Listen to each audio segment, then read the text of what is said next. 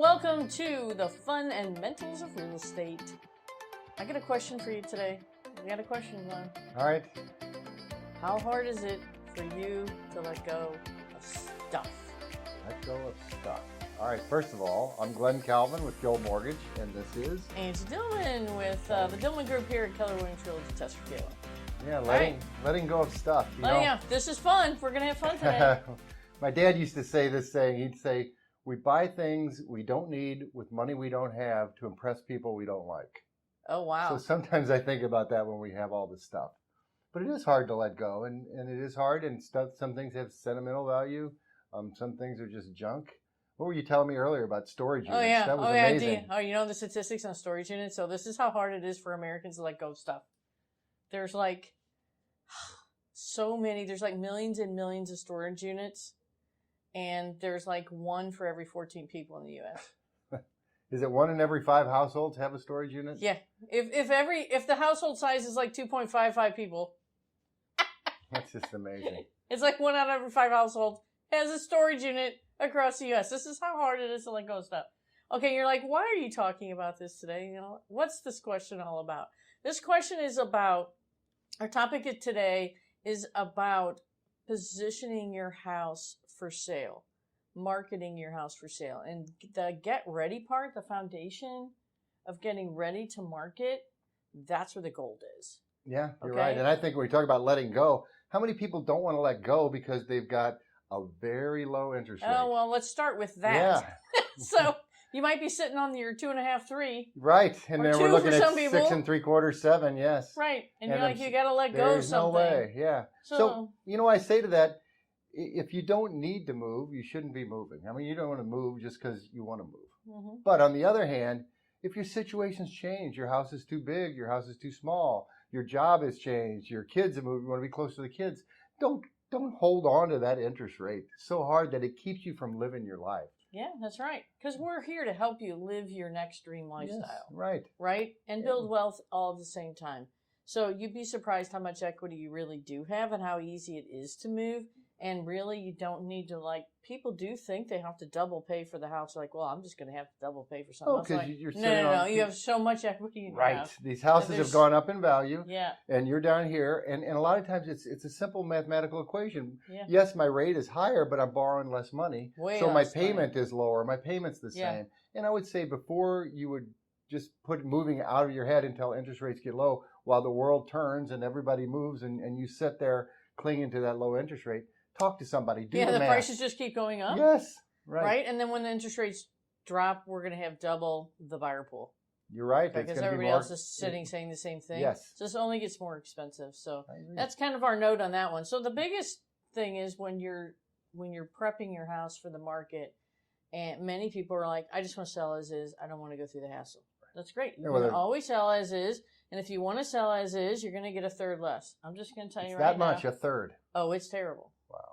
Okay. Interesting. I had a gal once who told me I want to sell as is. I'm like, that's great. She had some as is buyers out, offer her $80,000. Mm-hmm. All right. I helped her with $20,000 of improvements. She got 190.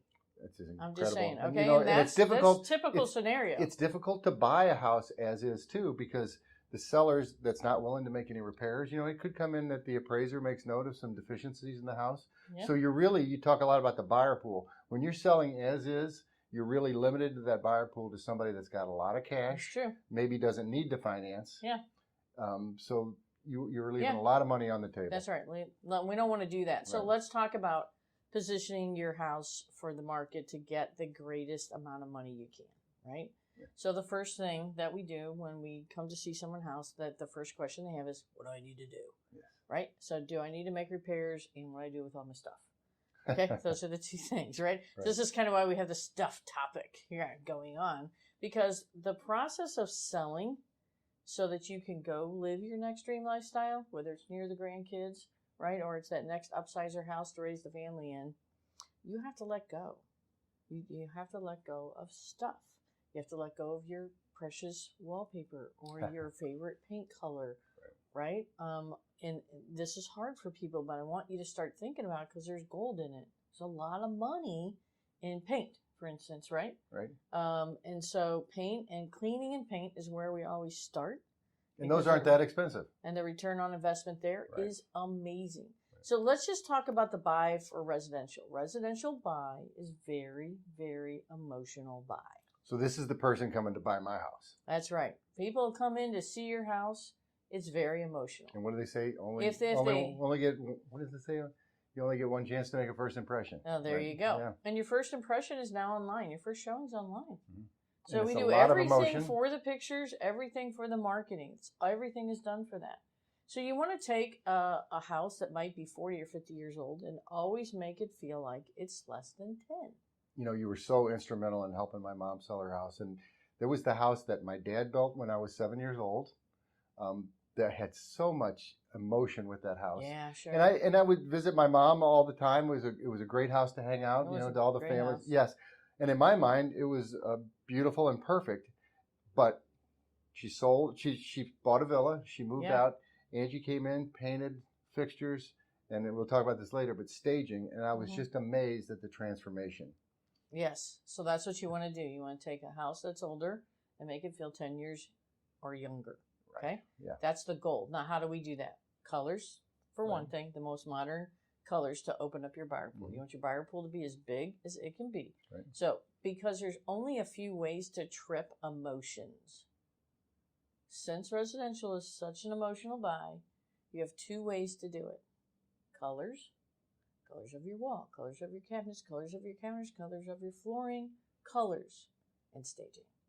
Now, I can have a house that has an older roof, an older furnace, and an older AC, and people still want to pay top dollar because all my colors and my staging are so amazing that it takes the emotion to a whole new level. So people that don't live in the real estate world, they don't really understand what. Explain to me as simple as can what staging means and what that entails. Yeah, so we first start with your colors. Staging does start with colors.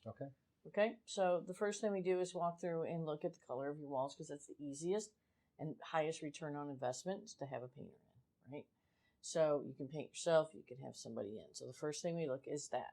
Any water stains, you want to kill them, you want to make sure you've taken care of the water issue, but then you want to kill it because people, they don't like water, right? It scares them.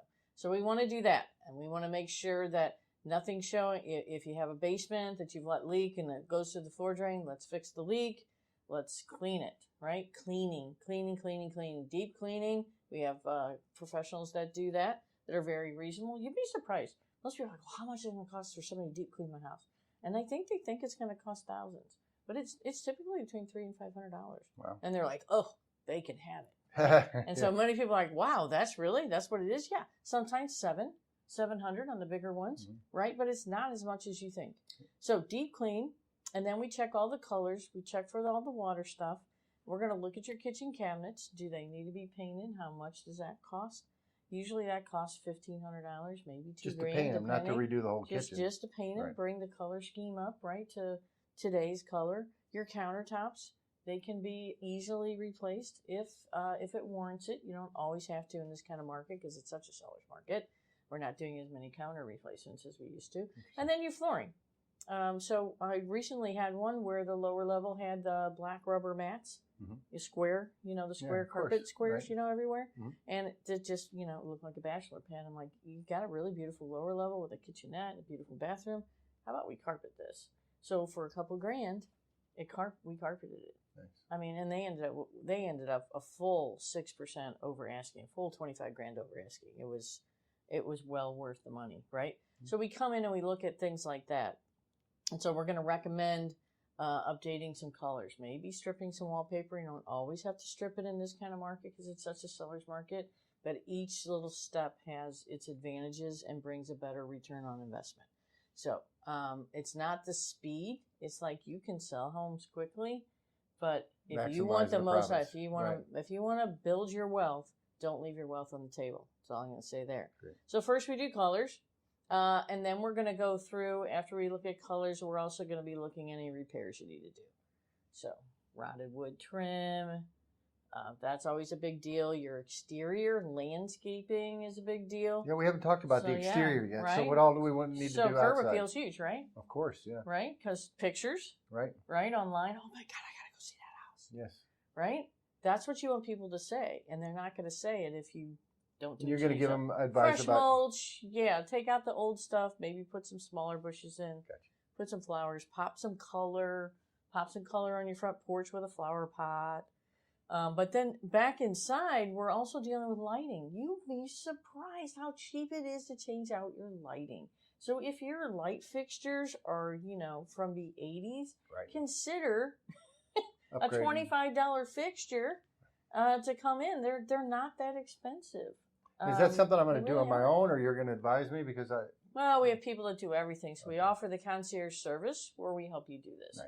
You can do it yourself, or we can have a handyman come over and hang those lights for you. Okay. Right? Right. So just lighting, you'd be amazed at how much lighting undates a house.